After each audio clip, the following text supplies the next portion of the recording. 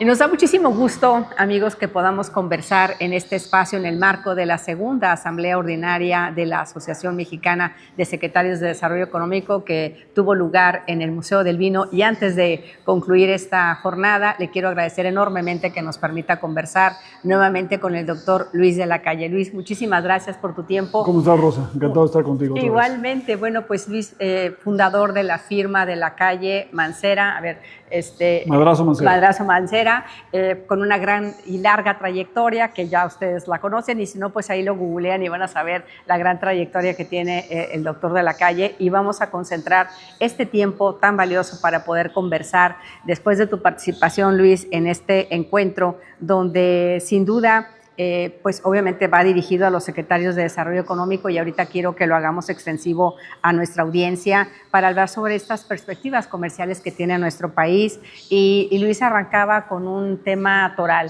El 10% podrá ser una complejidad tal vez pues de la economía global, pero el 90% nos corresponde a todos hacerlo, la tarea de focalizar la energía de cómo sacar a nuestro país adelante, Luis. Y yo quiero que hablemos de estas fortalezas que tiene nuestra economía.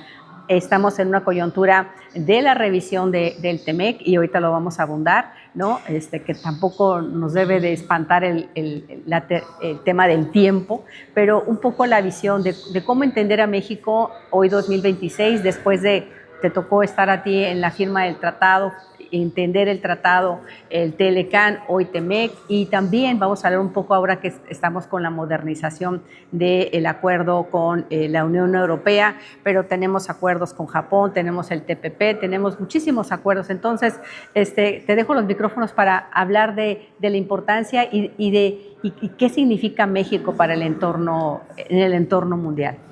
Sí, muchas gracias, Rosa. Encantado de estar contigo aquí en Valle de Guadalupe, en el Museo del Vino. Y digo, esta es una historia de éxito, ¿no? Sí. Para México, para Baja California. Un orgullo que produzcamos ahora vino de esta calidad en México. ¿Quién lo hubiera dicho? O sea, hace 30 años que abrimos la economía, me acuerdo que nos iban a ver los productores aquí, incluido Luis Cheto y muchos otros, nos decían, no, hombre, o sea, si abren ustedes la economía, la industria del vino va a desaparecer, porque no podemos competir con Estados Unidos, Chile y Europa. Pues ya se vio que México puede competir en un producto que uno diría, pues no es natural para México, pero es producto del trabajo, es producto de la visión de algunas personas que decidieron hacer del Valle de Guadalupe lo que es hoy, y es producto del esfuerzo y de la creatividad. Y de una cosa que tiene México que es, decías tú, que ¿qué fortalezas tiene? México tiene una fortaleza del paladar que es tremendamente grande. O sea, México, el sazón que hay en México, pues no lo encuentra casi uno en ningún lugar del mundo. El sazón es producto de las cocineros mexicanos que hacen cosas de excelencia, y eso le da un impulso al vino tremendo, y el vino le dará también un impulso a la cocina. Entonces, sí, México, muchas veces cuando viene uno de este tipo de eventos, le preguntan a uno como conferencista, oye, ¿cómo nos va a ir con Estados Unidos? ¿O cómo nos va a ir con el Golfo Pérsico? Y pues la respuesta, oye, 90% nos va a ir dependiendo de lo que hagamos nosotros. Para empezar. Para empezar. Y 10%, sí, lo que suceda en el resto del mundo. Pero no creas que lo del resto del mundo es lo que va a cambiar las condiciones de México. Lo que necesitamos es nosotros tomar la decisión de que queremos construir un país mejor. Y ponernos a chambear a hacerlo. Y entonces, si nos acaba yendo mal, es probablemente porque no hicimos la tarea, y si nos acaba yendo bien es porque sí la hicimos. Pero esta cosa de buscar la solución o echar la culpa a lo que no es nuestro, no es buena, porque uno tiene que trabajar en lo que uno puede realmente influir. Es como el que va en la Ciudad de México, vas en el metro y la gente viendo el reloj. Oye, pues si no puedes influir en la velocidad del metro, ¿para qué andas preocupándote? Al final del día vas a llegar. Si no, más bien llega más temprano al metro. Entonces, así es. Entonces, y eso sí depende de ti, no de la velocidad del metro. De ti. Entonces, un poco, ¿por qué es importante la reunión de los secretarios de Desarrollo Económico? Porque el éxito de Baja California, de Sonora, de Tabasco, aquí están todos representados, de Nuevo León, etcétera, pues depende de lo que hagan en cada estado. El gobierno, obviamente, pero también los individuos y las empresas y las familias que aprovechen. Digamos, la gran virtud del comercio exterior, les explicaba yo, es que te obliga a verte en el espejo. Y a los mexicanos no nos gusta vernos en el espejo porque tendemos a fijarnos en nuestros defectos. Claro. Entonces, espérame, es que estoy ya, no, tengo estas cosas. Y sí, efectivamente, como leer el periódico en México es casi como ver un espejo, pero de horror, ¿no? Como decía López Portillo hace muchos años, el espejo negro de Tecastipocla, ¿no? Pero en ese espejo tienes que buscar tus fortalezas y entonces trabajar en ellas, ¿no? Pues bueno, si México tiene fortalezas muy importantes, esta región del país tiene fortalezas de competitividad tremendas, ¿no? Así es. O sea, uno dice, oye, ¿cómo es posible que entre inversión con todo lo que se dice de que pasa en México? Pues entra inversión porque somos un país que tiene un potencial muy grande. Empecemos por la población. La población, el trabajador mexicano es un trabajador que es capaz, que llega a tiempo, a pesar de que a veces tiene que transportarse varias horas de ida y vuelta, que es cumplido, que es creativo. Si le das las condiciones, hay que darle las herramientas. Las condiciones para hacerlo. Hay que compensarlo correctamente. Sí.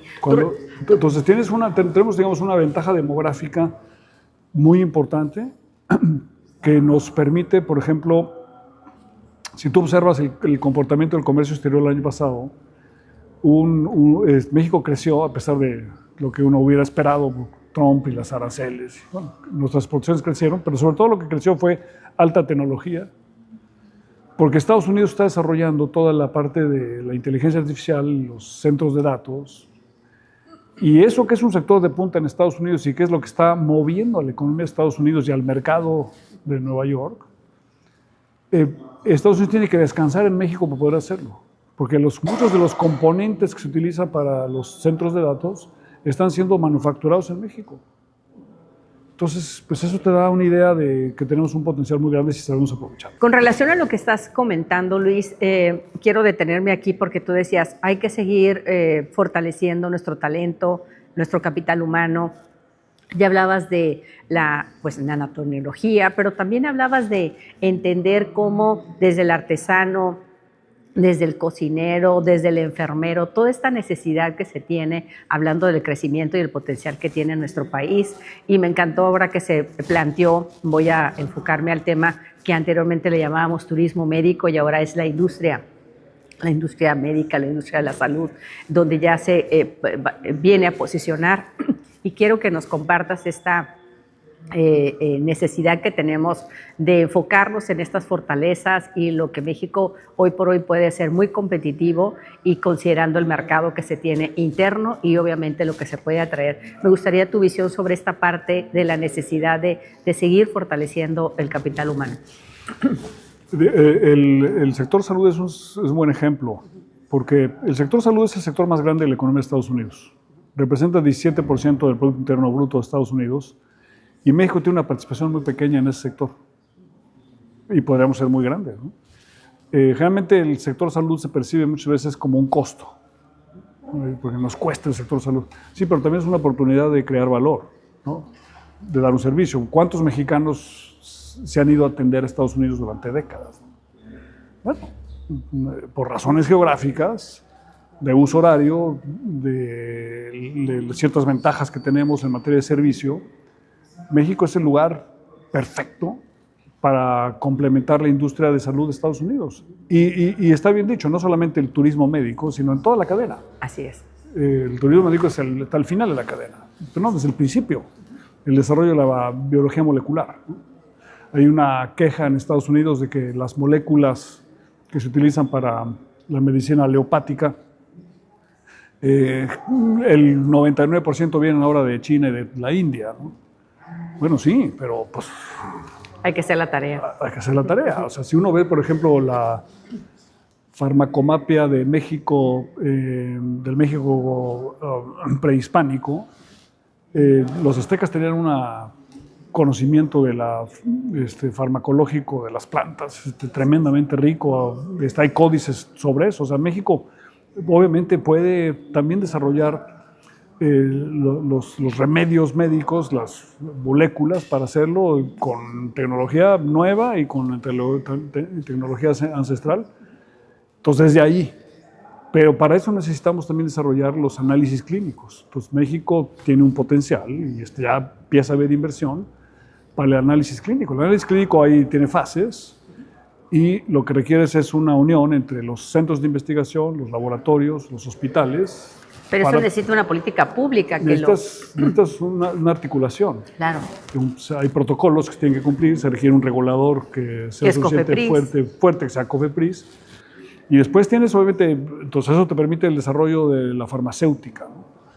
Después tienes toda la posibilidad del desarrollo de los dispositivos médicos. México ya es hoy en día, y Baja California es el estado número 1 en la provisión de dispositivos médicos para Estados Unidos. Así es. O sea, desplazamos por mucho a China y a otros países. México está hasta arriba en dispositivos médicos. Tú entras hoy en día a una sala de operaciones en Estados Unidos, desde el bisturí hasta los guantes que trae el doctor y el tapabocas y el gorro. No, y el Da Vinci, ¿no? Que se está produciendo en Mexicali. El robot. El robot. Una cantidad de cosas que viene de México muy grande. El kit que tienes, acabo de estar en una maquiladora en Mexicali y abres, sale el kit ya hasta, en el pasado no lo podíamos esterilizar, se iba a esterilizar aquí a Yuma, aquí a Arizona, y ya tienes ahora la esterilización en México. Entonces, cada vez tenemos que avanzar más en esta parte. Y, por ejemplo, la gente se pone un stent. Ajá. Y el stent está hecho en Tijuana o en Juárez. Ajá. Así es. Y son de altísima precisión. O sea, el stent es un aparato de acero inoxidable, pero de una fineza tremenda porque va dentro de de las coronarias. Entonces, tenemos que avanzar en dispositivos médicos que ya somos, pero no solamente en la manufactura, que ya lo hacemos, sino en el diseño, en la mejora, en el entendimiento para poder colaborar todavía más, después en la provisión de los insumos y después en toda la atención médica. Así es. En la atención médica ambulatoria. O sea, hay pocos estados que pueden tener atención médica ambulatoria y bueno, obviamente Baja California es uno de ellos, ya se hace, así es, pero se puede hacer mucho más y luego en la hospitalización un poquito más de largo plazo, ¿no? Pero verlo como una oportunidad. Para eso necesitas política pública, necesitas la generación de infraestructura. Habría que imaginarse un gran campus con unos hospitales de especialización o 1 o 2 hospitales de especialización.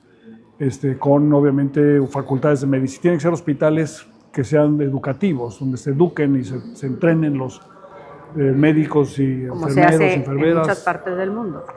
Y esos son salarios de alto nivel y crean un ambiente muy positivo y muy promisorio si lo sabemos hacer. Pero hay que ponerse a trabajar en ello, ¿no? Ahora, eso te va a demandar, obviamente, que multipliques varias veces el número de enfermeros y enfermeras que se producen en México, de médicos. Sí, obviamente, ¿no?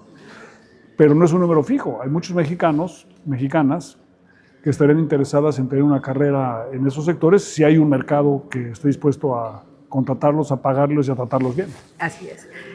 No quiero dejar de preguntarte, Luis, en la parte geopolítica. A raíz de el crecimiento que tuvo China en los últimos 2, 3 décadas, donde su participación en el mercado mundial, porque así lo vemos, ¿no?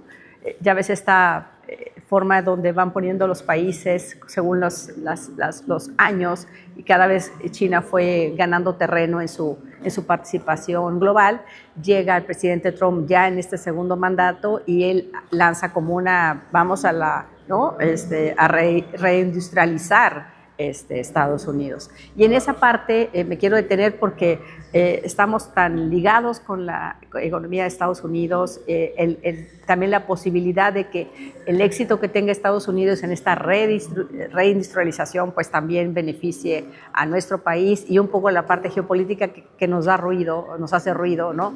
El tema de inversiones que se tenían pensados venir de China a México, que están en stand-by. Entonces, esta parte, descríbele a nuestra audiencia qué debemos de entender el ciudadano en común de lo que está pasando.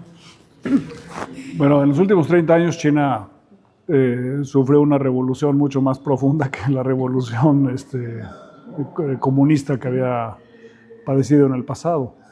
Hace 25 años el presidente de China le dijo al presidente de México en una reunión en Shanghái, le dice, presidente, ¿ve usted todos estos edificios aquí? Edificios de 80 pisos. Increíble el desarrollo de Shanghái, ¿no? Le dice el presidente de México, sí, pues, felicidades. Le dice, todo esto lo aprendimos en México. ¿Cómo que lo aprendieron ustedes en México? Sí, dice, yo cuando trabajaba en la alcaldía de Shanghái, el alcalde que era Deng Xiaoping, que luego fue presidente de China, me envió a vivir a Juárez, a Mexicali y a Tijuana. Estuve ahí 4 meses. Vi lo que estaba haciendo México con las maquiladoras y lo copiamos y lo hicimos aquí, lo mejoramos y lo potenciamos. Entonces todo esto que usted ve, presidente, se debe a México. Así es. Y entonces ahora tenemos que ir un poquito más al revés. Necesitamos aprender qué es lo que hicieron los asiáticos para no solamente adoptar el modelo, sino mejorarlo y emplearlo. Y hicieron 3 cosas que es muy importante entender. Una, lo que ellos producen tiene como objetivo satisfacer al consumidor. O sea, eso es, digamos, lo que se requiere como empresario, que tú tengas tu objetivo es satisfacer las preferencias del consumidor o mejor aún, influir las preferencias del consumidor. Entonces, tú tienes que tener un entendimiento de lo que quiere el consumidor.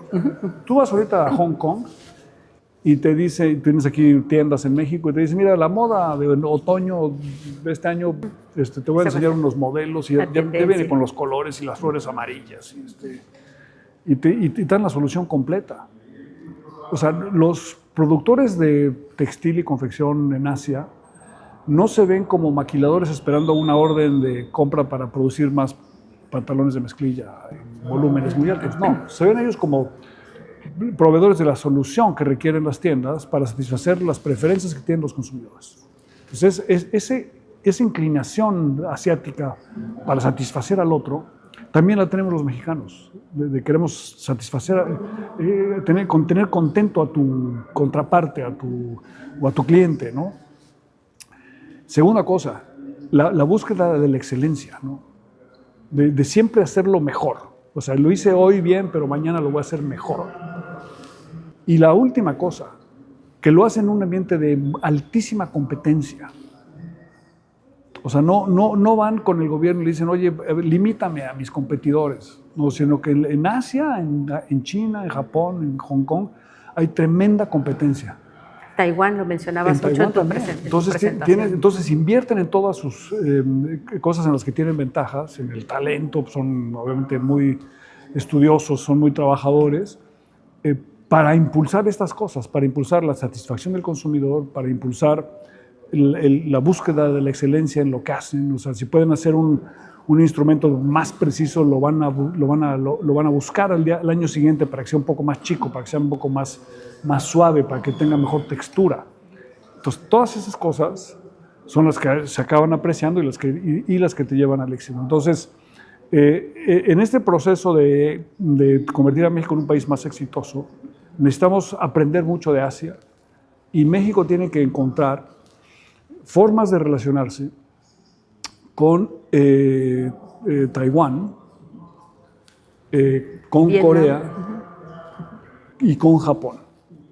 Porque nosotros competimos con China y con Vietnam. ¿No? Estos son realmente los competidores de México en Asia, son ellos dos. Entonces, la forma de hacer asiática, de entrenarse, podemos compartir experiencias, mandar mexicanos a estudiar allá, etcétera, invitar obviamente inversión japonesa, taiwanesa, coreana que ya existe. Está Jetro, que es esta agencia que hay mucha, pero todo eso hay que impulsarlo de una manera muy importante en este proceso, digamos, de transferencia de capacidad productiva de Asia a América del Norte. Y esa transferencia de capacidad productiva a América del Norte pues va a tener 2 destinos. O se va a Estados Unidos, porque México compite con Estados Unidos, o se va a venir a México. A Canadá difícilmente se va a ir producción de manufactura. Entonces, este deseo del presidente Trump y de Estados Unidos en general de buscar un proceso de reindustrialización va a terminar industrializando a México si nosotros sabemos proveer las condiciones que permitan ese proceso de industrialización. A ver, pero no es una industrialización basada, digamos, en el trabajo intensivo, sino es una industrialización basada en la explotación de tus ventajas. La más importante de ellas es la creatividad. Así es. Pero la creatividad requiere de energía, requiere de gas, requiere de logística, infraestructura, requiere de ¿qué más? Para que tú puedas tener, digamos, cadenas. Asia tiene una ventaja adicional que no mencioné, que están integrados verticalmente. O sea, cuando tú, por ejemplo, produces confección en Asia y dices, a ver, creo que este año a la gente le va a gustar motivos marinos en su ropa, y bueno, necesito algunos azules y necesito algunos botones que parezcan de esta manera. Tienes una variedad de botones, de cierres, de forros, de texturas de la tela, que pues con eso puedes tú hacer confección. De altísimo nivel. Aquí en América del Norte es tremendamente limitado. Entonces tú quieres, por ejemplo, ¿por qué la cocina de Baja California es tan rica? Rica en el sentido del gusto. Bueno, porque tienes una variedad de productos tremenda. Las frutas y legumbres en México son de altísima calidad. Aquí muchas son orgánicas que tienen un sabor tremendo gracias al sol, ¿no? Y luego tienes toda la parte del mar, ¿no? Que es tremendamente rica. Bueno, o sea, con una persona con sentido de creativo, con esos insumos de esa materia prima, puede hacer unos platillos exquisitos. Lo mismo sucede en la industria y lo mismo sucede en los servicios. Entonces, necesitamos conseguir esa variedad para que tu creatividad pueda florecer. Y entonces esa variedad en la parte industrial depende de la energía. O sea, si tú quieres que en México se incorpore valor mexicano en lo que exportamos, aquí se utiliza, por ejemplo, en Baja California, una cantidad de plástico tremenda. Entonces, pero para en todos el plástico, los procesos y dispositivos que se fabrican aquí. En un televisor, en un dispositivo médico, pues hay una cantidad de plástico muy grande.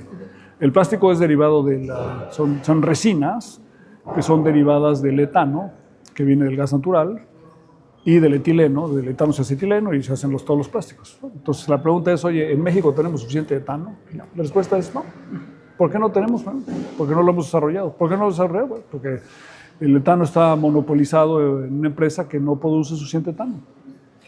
Entonces hay que tomar una decisión. ¿Queremos nosotros que los televisores o los dispositivos médicos que se arman en México tengan plástico mexicano o lo preferimos importar? Y lo mismo sucede con los metales y con las fibras sintéticas y con los vidrios y la fibra de vidrio, las pantallas planas y un gran etcétera. Entonces, integrarnos verticalmente es una de las lecciones más importantes y eso requiere energía, requiere logística, porque tienes que transportar, o sea, esas cosas se van a producir en la costa del Atlántico, del Golfo de México, pero se tienen que transportar. Pero si de Veracruz a Tijuana te sale 4 veces el costo que de Shanghái a Tijuana, la diferencia. Entonces tienes que hacer que la logística funcione y luego necesitas obviamente el talento de los ingenieros para hacerlo y necesitas además la estabilidad de las reglas. Así es. Que eso implica obviamente el Estado de Derecho. Entonces, esas son las condiciones que te permitirían aspirar a una mayor integración vertical. ¿Se puede dar? Sí, absolutamente. ¿Se debe dar? Claro. Si queremos realmente ser un país más incluyente y más exitoso, hay que hacerlo. Así es. Luis, tenemos el Plan México, tenemos la urgencia, ahorita que hablabas de la verticalidad, de desarrollo de proveedores, se han puesto metas muy ambiciosas dentro del Plan México y yo veo, te lo digo quizás con un poco de nostalgia y tristeza, cuando estuvimos viajando por todo el país con la revista Twinkle News hace 40 años, 30 años, y que hablábamos, no, pues es que le proveemos solamente el 2% a la industria maquiladora, o en algunos sectores llegaba hasta el 10%, ¿no? Pero estamos en 2026 y seguimos con esos porcentajes tan bajos. Entonces, esta parte, o sea, obedece a una falta de una política pública, de una política industrial. Estamos en posibilidades de detonar hoy en día esta posibilidad de realmente ser proveedores de la industria para poder también integrarnos mejor con Norteamérica, no sé. Se debe a las 4 cosas que ya mencionamos. Sí.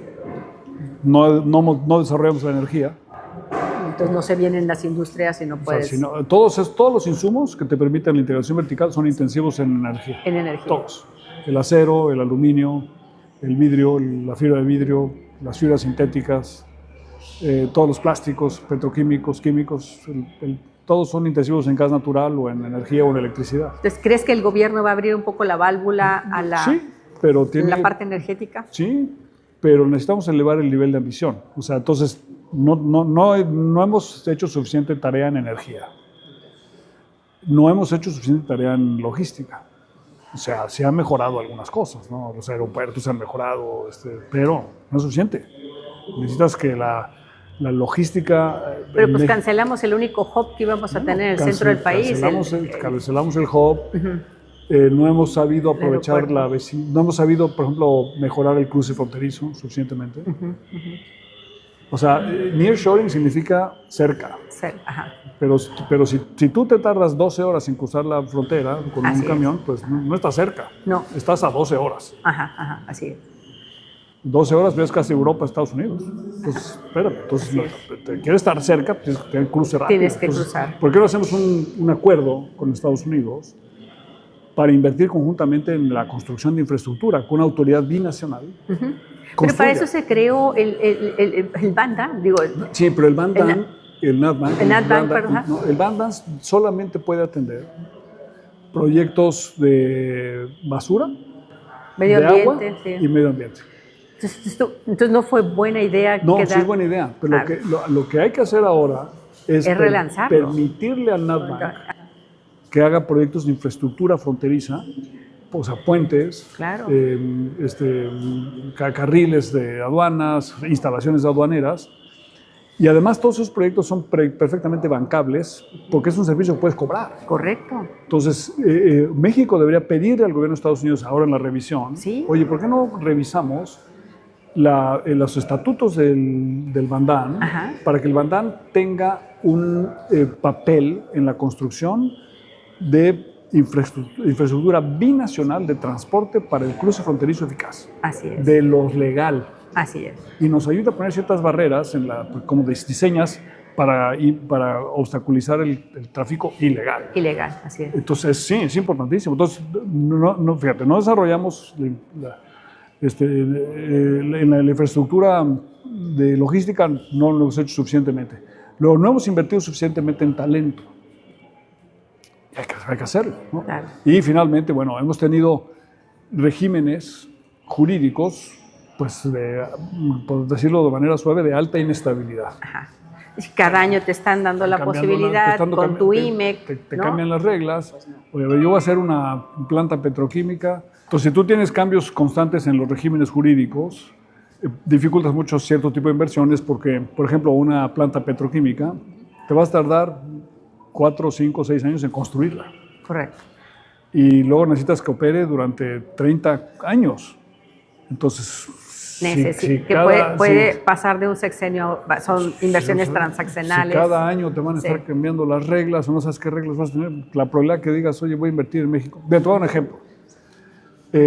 Ahora en el conflicto del Golfo Pérsico, Israel bombardeó las instalaciones de gas de Irán, e Irán al día siguiente bombardeó del otro lado las instalaciones de gas natural y todos los derivados de gas natural de Shell, de Exxon y de Conoco en Qatar. Así es. Si en México tuviéramos el sector energético abierto con certidumbre, esas empresas estarían ahorita pensando, dado que el precio del gas natural en América del Norte es más bajo hoy en día que el del Golfo Pérsico. ¿No sería mejor, en lugar de reparar las plantas en Qatar, hacerlas en México? Pero ahorita nadie lo está pensando, pues porque hemos tenido en los últimos años cambios en los regímenes de inversión en el sector de energía que se hacen impredecible. Bueno, hoy en día no se puede, habría que modificar, contemplar una inversión de esa naturaleza, pero eso te permitiría empezar a tener los insumos esenciales para poder entonces incorporar mucho mayor valor agregado nacional. Pero entonces lo que necesitas, digamos, es elevar el nivel de ambición, es decir, a ver hasta dónde puede llegar México. Y para eso necesitamos En México somos muy dados a considerar la energía solamente desde el punto de vista de la oferta. Por eso los mexicanos decimos, en ningún otro país se dice esto, los sectores productivos. Entonces, cuando hablas inglés o francés, los sectores, ¿cómo se traduce eso? Sectores productivos, no existe eso, ese concepto. Sí. El sector energético. No, nadie habla del sector energético, hablan del mercado de energía, porque el mercado tiene la oferta, pero también tiene la demanda. Y la demanda de energía es mucho más importante que la oferta. Entonces, bueno, los países como Corea del Sur o España, ¿no?, que no tienen petróleo, no tienen gas, tienen industrias farmacéuticas, petroquímicas y químicas doble o 3 o 4 veces más grandes que México. Y ¿cómo es posible? Y no tienen un barril. No tienen un barril. ¿Cómo es posible? No, es que ellos se perciben como demandantes de energía, no se perciben como oferentes de energía. Entonces, como en México todo el discurso político es sobre el sector energético, como si fuéramos todos productores, sí. Entonces, ¿eso qué implica? Pues que te quedas chiquitito.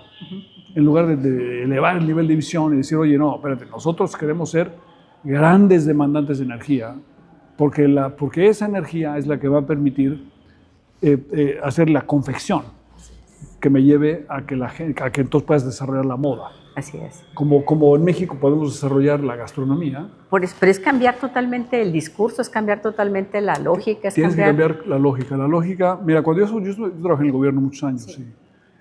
Yo encabecé decenas de reuniones de cadenas productivas. Y entonces decías, a ver, vamos a hacer la cadena productiva del maíz, ¿no? Entonces, bueno, el maíz, pues el grano y luego lo hacemos masa, lo nixtamalizar, el maíz, que es ponerle cal, etcétera, y luego lo hacemos la masa y luego hacemos la tortilla. Y le vamos añadiendo valor. No, pero es que el mundo no funciona así. La pregunta es, oye, ¿los consumidores en Japón les interesará comer tortillas? ¿No? ¿O qué les interesará comer? La gente se espanta y dice, no, es que fui en México y hay un chorro de vírgenes de Guadalupe y dicen, las volteas dicen hechas en China. Sí. ¿Tú crees que los chinos nos mandarían budas a México? Pues no se venden. Te mandan vírgenes de Guadalupe porque saben que eso es lo que tú quieres. Así es. Entonces, lo que tú tienes es que pensar primero en cómo satisfaces el deseo del consumidor y luego te vas para atrás en la cadena productiva para encontrar cómo hacerlo. Entonces, si Steve Jobs hubiera dicho, oye, le hubiera preguntado a sus ingenieros, oye, ¿cómo construye un celular inteligente que haga todo esto? Y hubiera pensado en las piezas y eso, nunca lo hubiera logrado. No, tuvo la visión. Oye, queremos esto, un instrumento que sea, digamos, la computadora que antes era un mainframe y luego se hizo el PC, lo quiero en la palma de la mano. ¿Cómo le hago para...? Entonces, primero se le ocurrió la idea de la computadora en tu palma de la mano y luego dijo, oye, ¿quiénes son los especialistas en hacer las cosas chiquitas? Bien, los japoneses. Entonces fue a Sharp y en Sharp encontró la tecnología para hacer el iPhone. Pero digamos, lo hizo porque pensó en el producto final que le va a satisfacer al consumidor. En México tratamos de hacerlo al revés. Entonces se pasea el gobierno por la República y dice, mira qué bonitas cosas hacen aquí esta comunidad, y vamos, estas ollas, ¿por qué no las vendemos en Alemania? Entonces las llevan a Alemania. Pues, si tú vendes vajilla estilo mexicano en Alemania, nada más se la va a comprar la Embajada de México. Entonces lo que tienes que hacer es pensar, oye, ¿no le interesará a Alemania corbatas con destellos de México? Ah, no, eso sí, para esta Pineda Cobalín, que es súper exitoso.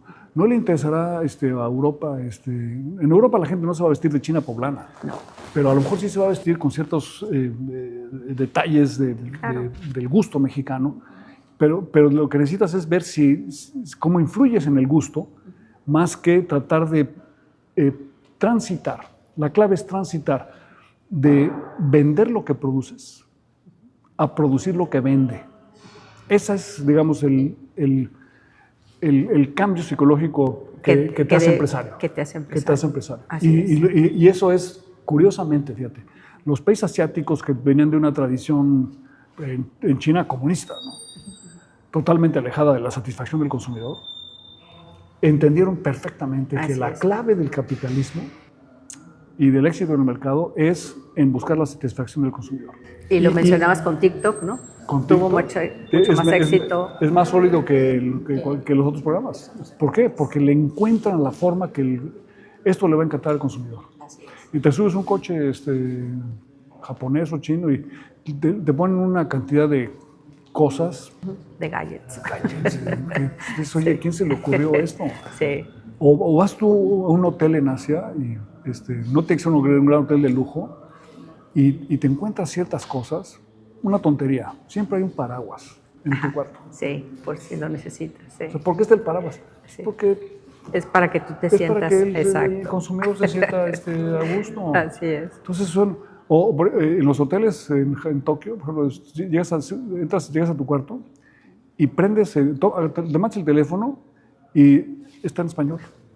Porque sabe que tú eres. Porque sabe que tú eres, ya saben quién eres. Oye, es muy difícil ponerlo en español. Pues no. Con la inteligencia artificial el costo es cero. Es mexicano, español, vámonos. Así es. Pero esa atención al detalle, y los mexicanos tenemos eso también, ese chip. Pero necesitamos activar ese chip para dejar detrás el empresario mexicano que piensa en el sector productivo, que piensa en el sector energético, y el chip el que piensa en el mercado energético. El mercado al que estamos.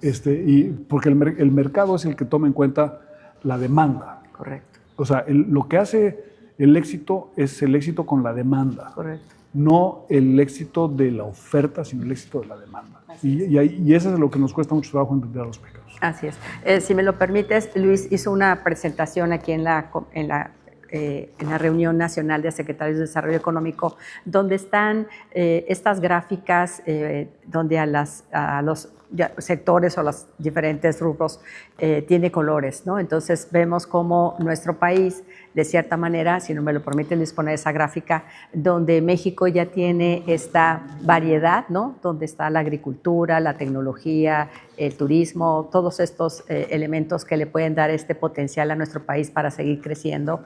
Y pues comparado con el resto de América Latina, tú decías, bueno, México tiene este gran potencial. A diferencia, siempre vemos a Brasil como nuestro principal, pues es un país doblemente poblacionalmente más grande que nosotros.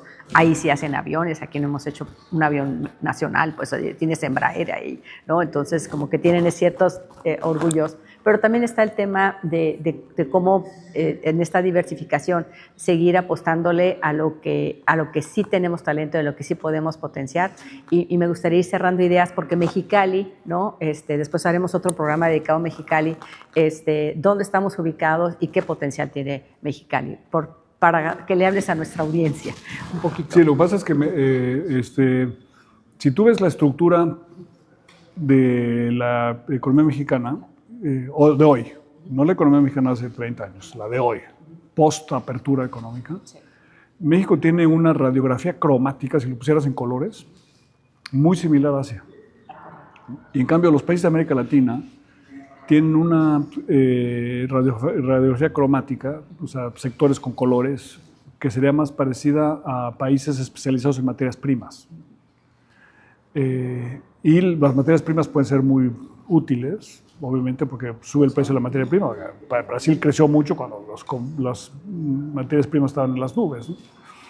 Pero la materia prima es insuficiente para desarrollarte.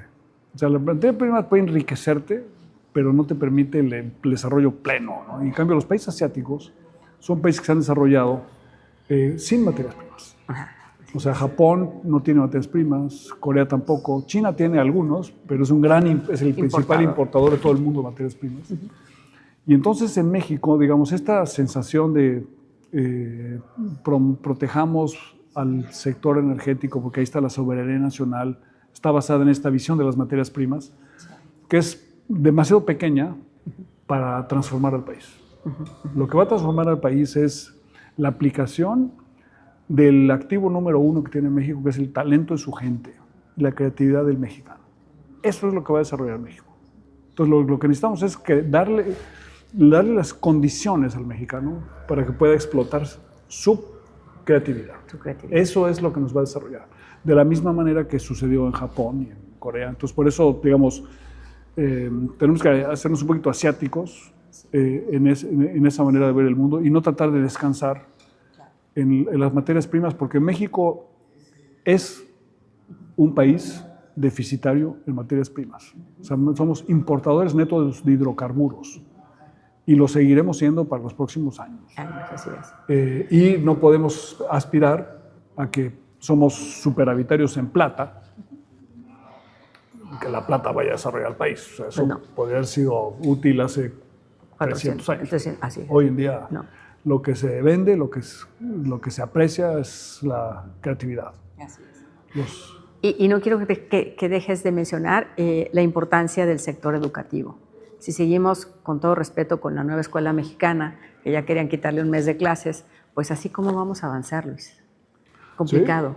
Necesitamos en México, hay que cambiar. Hasta los mismos secretarios de educación dicen, cuando yo voy a otro país y les decimos que tenemos un libro único, ¿no?, para un país tan diverso como nuestro país, de más de 100 millones de habitantes, donde la región de Tijuana no tiene nada que ver con la región del Istmo, ¿no? Esta homogeneidad tampoco nos ha ayudado mucho. Y entonces esa parte a mí me da tristeza, porque veo que pues tenemos este bono demográfico, pero está en un sistema de educación que no le permite despegar si es que no lo mandas a un sistema privado con otra visión del mundo. En México necesitamos como decía el presidente López Obrador, la revolución de las conciencias, pero de los padres de familia y las madres de familia, para que exijan ellos excelencia en la educación. O sea, tú puedes hacer planes de estudios y nueva escuela mexicana, mientras los padres de familia no le exijan a los maestros elevar el nivel educativo de los niños, no va a suceder. Yo siempre he abogado que en México debemos tener ciertos concursos nacionales. Ayer que llegué aquí a Valle de Guadalupe, en el hotel prendí la tele, estaba un Spelling Bee en Estados Unidos, en la final. El Spelling Bee es este concurso de letrear las palabras que se hace anualmente, y entonces primero es municipal, y luego es tu condado, y luego el estado, y luego el país. Y lo que es muy interesante es el tipo de niños que llegan, que participan. Obviamente había 2 blancos, pero había 2 asiáticos, había un afroamericano y había uno que era mexicoamericano. ¿Por qué las minorías se interesan en participar en los concursos? Porque les permite mostrar el talento y que es importante la inversión en talento, y te permite la promoción de la meritocracia abierta. Entonces, si en México tuviéramos, el español no se presta para concursos de ortografía, pero sí se presta para concursos de lectura en voz alta y concursos de matemáticas. Si tuviéramos concursos de matemáticas y de lectura en voz alta en cada pueblo, ¿no? Podrías empezar en Mexicali, luego, si ganas en Mexicali, concursas en Baja California, luego concursas en todo el país. Y eso pasara en la televisión y se dieran premios importantes y las empresas se comprometieran que a los niños que salgan hasta arriba están dispuestos a becarlos para que se vayan a las mejores universidades del mundo, si fuera necesario. Las madres de familia de la Sierra de Guerrero, algunas dirían, oye, yo quiero que mi hijo entre a ese concurso. Claro, porque le va a permitir cambiar. Entonces le va a decir al profesor de la CENTE, que ahorita está manifestándose en la Ciudad de México contra el Mundial, le va a decir, profesor, yo quiero que mi hijo participe en el concurso. Correcto. Que es exactamente lo que sucede en Estados Unidos. El migrante mexicano, cuando va a Estados Unidos, algún papá dice, oye, ¿sabes qué? Vi un concurso, quiero que mi hijo participe. Claro. Y como no hay barreras de entrada, puede participar cualquiera. Así es. La única barrera de entrada es sentarse con un diccionario y empezar a leerlo. No, pues es lo mismo. En México, cuando uno va a eventos públicos y hay que leer algo en voz alta, de un político, puede ser una ceremonia religiosa, de repente hay que leer una lectura. uno se da cuenta muchas veces que la persona que está leyendo no conoce la puntuación y entonces probablemente no está entendiendo lo que lee. Así es. Entonces, fomentar la lectura en voz alta en México es, por ejemplo, tú pides, si a alguien le interesa trabajar un día en mi oficina, cuando vengan al examen para entrar en mi oficina, les vamos a pedir que lean un párrafo en voz alta. Con la lectura en voz alta inmediatamente identificas a la persona que tiene el nivel educativo que estás buscando. Porque hay una forma de sintaxis y de leer, entonces fomentar eso, pero necesitas fomentar la democratización de eso, la popularización. Y ahí es cuando entonces vas a empezar a decir, ¿sabes qué? Voy a cambiar a mi hijo de escuela. Porque esta escuela no Porque ahí esa escuela no le permite entrar al es. concurso. ¿Por qué si tenemos, por ejemplo, campeones mundiales de taekwondo y de karate? Porque en cada pueblo en México te puedes inscribir en una academia de karate y de taekwondo. Y en 15 días estás concursando en un deporte donde todo el mundo respeta las reglas. Porque las reglas son coreanas con el taekwondo y japonesas con el karate-do. Se respetan íntegramente. Pero entonces es una meritocracia abierta. Y allí entonces hay mexicanos de altísimo nivel en eso. Pero lo mismo en todo lo demás. Entonces hay que tener, digamos, el cambio del sistema educativo. Debe de venir desde los... En el fondo es un cambio cultural. De la búsqueda de la excelencia, de la búsqueda de la mejoría. Y los mexicanos están dispuestos a hacerlo. ¿Cómo sabemos eso? Porque cuando aprendes un Spelling Bee de Estados Unidos, siempre hay un concursante mexicano. Así es. Que tiene un nivel, un manejo de las palabras. Las preguntas que les hicieron ayer, yo hubiera reprobado casi todas. Eran niños de 11 años. Fíjate. Es ahí donde tenemos que poner la apuesta. Luis, ¿con qué te gustaría despedirte de esta visita de Baja California y el trabajo que sigues realizando? ¿Algún mensaje final? No, bueno, encantado de estar con ustedes, además en el Valle de Guadalupe. Espero que nos lleven a una cata ahora a ver si probamos si la cosecha del año pasado fue buena. Vamos a ver el nivel de sal que tiene el agua del valle y la maduración, porque pues a nivel global, ahora que estuve en Burdeos, estábamos viendo en algunas catas, ¿no? de cómo, lo que tú decías del tema del consumidor, ya el consumidor ya no quiere un vino tan maduro, ya ahorita queda en barrica 24 meses, ¿no? Y entonces la evolución ha cambiado. Si no te adaptas al consumidor, estás destinado al fracaso. Una vez, cuando estaba yo en el gobierno, hace 25 años, nos vinieron a ver productores de piña de Veracruz. De Veracruz y de allá de Mérida. Oiga, las piñas, que están entrando piñas de Tailandia y nos están haciendo pedazos y entonces queremos que cierren ustedes la importación de piñas. Le digo, ¿pero cuál es el problema? No, es que las piñas de Tailandia son más chiquitas. Ajá. Y ahora las familias prefieren la chiquita. Le digo, oye, pues usted no necesita venir a ver al subsecretario de Comercio Exterior. O sea, lo que necesitan ustedes es producir piñas chiquitas. Pero ¿por qué la piña es más chica ahora? Porque las familias son más chicas. Entonces, si tú compras una piña de este tamaño, o las papayas, si compras una papaya de este tamaño, se echa a perder. Claro. Unas papayas así o unas piñas así, esas sí se venden. Claro, y las sandías igual. Oye, pues adáptese usted a las necesidades del consumidor y va a ver, pues efectivamente, ahora ya vas al súper y hay piñas chiquitas. Luis, pero esa cosa nos cuesta trabajo entenderlas, claro. ¿No? Es que yo produzco piñas, así las operas, pues la gente no quiere esa piña. Así. Lo mismo te va a pasar con el vino. Si tú produces vino que la gente considera, sobre todo la consumidora mujer más, ¿no?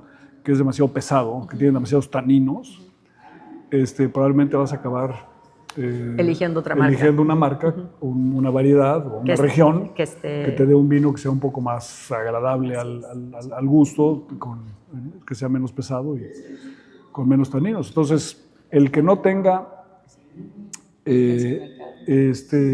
cuando se decía tentarle el agua a los camotes, lo que importa no es tanto la temperatura del agua, sino lo que importa es el paladar del consumidor. Así es. Y la gente que es exitosa no solamente entiende el paladar del consumidor, o el paladar o el gusto o lo que sea, ¿no? Las preferencias, sino que puede influir en ellas. Así es. Porque tú puedes educar al consumidor, decirle, no, mira, efectivamente este vino tiene estas características, pero si tú lo aprecias de esta manera o lo lo maridas con un alimento, o se consume con esta temperatura, o lo consumes en este número de años, ¿no? Entonces lo vas a apreciar más. Entonces, esa parte es educar también. También cultural. Así es. Es también cultural. Así es. Bueno, Luis, muchísimas gracias por esta oportunidad. Gracias por platicar contigo tantas cosas. Así es. Bueno, tenemos pendiente la plática de Mexicali, pero eso será para una siguiente oportunidad. Gracias. Con mucho Luis. gusto. Gracias.